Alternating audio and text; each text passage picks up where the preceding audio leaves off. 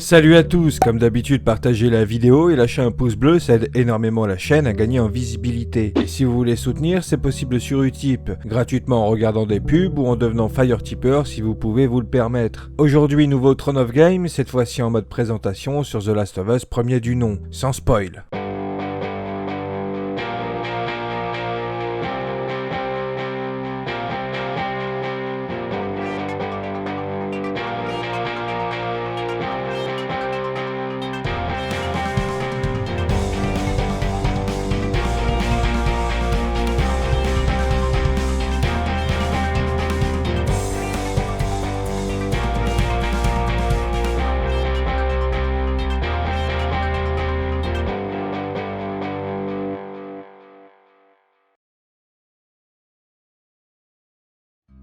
The Last of Us est une exclusivité Sony et est donc sorti uniquement sur PlayStation, sur PS3 en juin 2013, puis en version PS4 en 2014. Le jeu est développé par Naughty Dog, créateur de la trilogie Crash Bandicoot, Jak et Daxter et la saga Uncharted. Autant dire que la qualité est plus qu'au rendez-vous. On suit les aventures de Joel plusieurs années après une pandémie ayant dévasté l'humanité. Joel vit dans une zone sécurisée contrôlée par l'armée. Accompagné de son ami Tess, il fait du trafic d'armes et tickets de nourriture sur le marché noir du coin. Après une transaction qui tourne mal comme certaines vidéos YouTube, Joel et Tess finissent par accepter une mission ultime pour la chef des Lucioles. Les Lucioles sont un groupe de survivants particuliers qui croient en l'existence d'un remède et se dressent contre la loi martiale tenue par l'armée. Marlène, leur chef, confie donc une mission de livraison, le colis étant Ellie, une jeune fille de 14 ans. Joel et Tess acceptent l'offre des Lucioles un peu à contre-cœur. Ils doivent partir de Boston au plus vite pour le Massachusetts State House, dans une zone non sécurisée de Boston. Sauf qu'encore une fois, les choses ne vont pas se passer comme prévu et une longue aventure se dessine. Le gameplay propose des mécaniques de survie puisque The Last of Us est un survival horror. Il est très ressemblant à Uncharted ceci dit puisque pas mal dirigiste. Le jeu t'amène d'un niveau à un autre avec parfois des niveaux plus vastes et explorables que les autres, mais rien d'immense non plus, et toujours avec une trajectoire plus ou moins suggérée. Les décors sont tous magnifiques et proposent pas mal d'interactions, que ce soit pour admirer des animaux sauvages en pleine liberté ou par rapport au loot. Et le loot dans The Last of Us c'est une grosse partie du gameplay. Si tu ne prends pas le temps de t'attarder sur le fait de looter chaque endroit, chaque maison possible, tu ne vas pas faire long feu durant ton aventure. Les balles sont rares ainsi que les objets essentiels pour crafter et améliorer les armes à disposition tout au long du jeu. Que ce soit des armes à feu, fusils de chasse, fusils à pompe, fusils d'assaut ou pistolets, des armes blanches, le couteau, le surin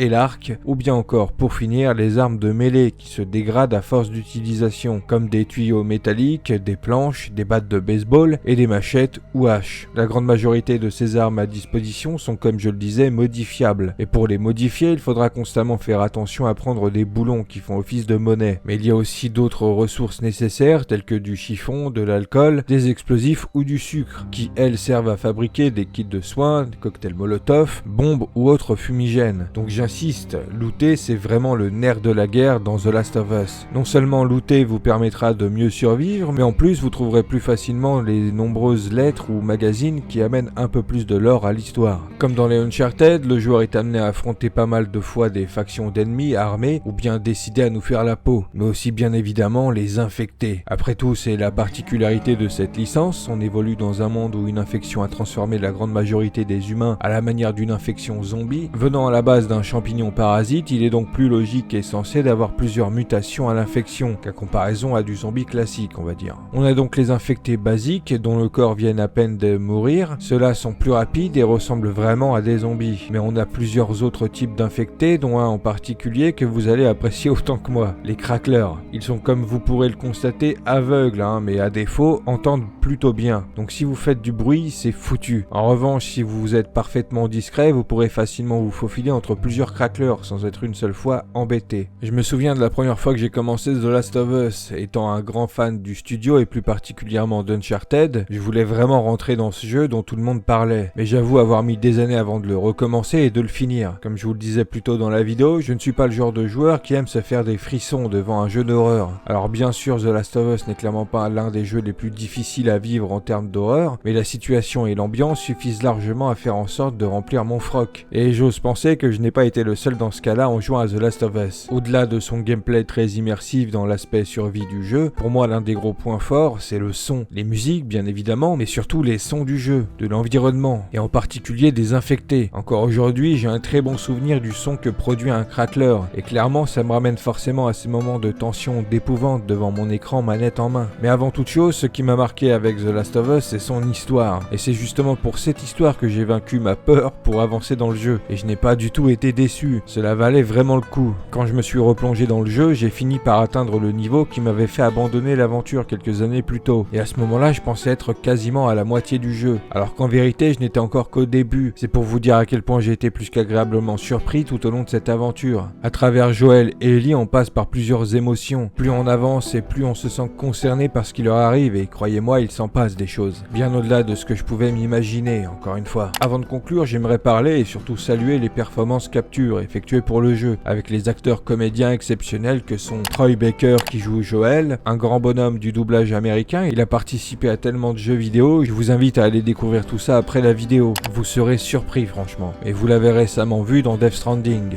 Ashley Johnson qui joue Ellie, vous l'avez sûrement remarqué dans le premier Avengers, et pour moi c'est avant tout la fille de Nick Marshall, aka Mel Gibson dans Ce que veulent les femmes. Et enfin le grand Nolan North qui prête sa voix à David, un personnage sur lequel je ne vais pas m'attarder mais qui a son importance. Nolan est aussi un grand du doublage américain puisque c'est lui la voix de Nathan Drake dans les Uncharted, mais aussi celle de Desmond Miles dans les Assassin's Creed. Je trouve que c'est important de parler des acteurs comédiens qui prêtent leur voix et même leur physique parfois à nos personnages de jeux vidéo. Ils font vraiment un travail aussi complexe et louable que de jouer sur scène ou pour le cinéma. Bon, ce ne sera clairement pas le tog le plus long de la chaîne, mais je voulais absolument faire cette vidéo puisque j'ai fini l'histoire en live avec certains d'entre vous, dont Monsieur Catch Online qui a été présent à chaque fois que je lançais le jeu. Merci à lui, il nous a tenu compagnie durant cette aventure. Donc voilà, pour conclure, si vous aimez autant que moi l'univers zombie infecté et que par hasard vous n'avez jamais fait The Last of Us, bah c'est plus que le moment puisque la suite sort bientôt et qu'en plus au-delà du jeu, du gameplay en lui-même, l'histoire est vraiment extraordinaire, largement digne des plus grands films du genre, au point que récemment HBO a annoncé travailler sur le projet d'une série TV consacrée à l'univers de la licence de Naughty Dog. Dites-moi en commentaire si la vidéo vous a donné envie de plonger ou replonger dans l'histoire de The Last of Us. Je vous invite à me dire ce que vous en avez pensé, si vous l'avez déjà fait, et surtout à me dire ce que vous attendez de sa suite, que je traiterai plus tard dans une autre vidéo. Abonnez-vous à la chaîne si ce n'est pas déjà fait, cochez sur la cloche YouTube pour ne pas rater les prochaines vidéos. Si à raison vous ne faites pas confiance en cette cloche, venez me suivre sur Twitter, j'y suis très actif. Vous pouvez aussi me suivre sur Instagram où je poste des photos de jeux vidéo. Je vous rappelle également que je stream souvent sur Twitch et qu'un serveur Discord est à votre disposition. Les liens sont en description. Sur ce, je vous dis à bientôt pour une prochaine vidéo.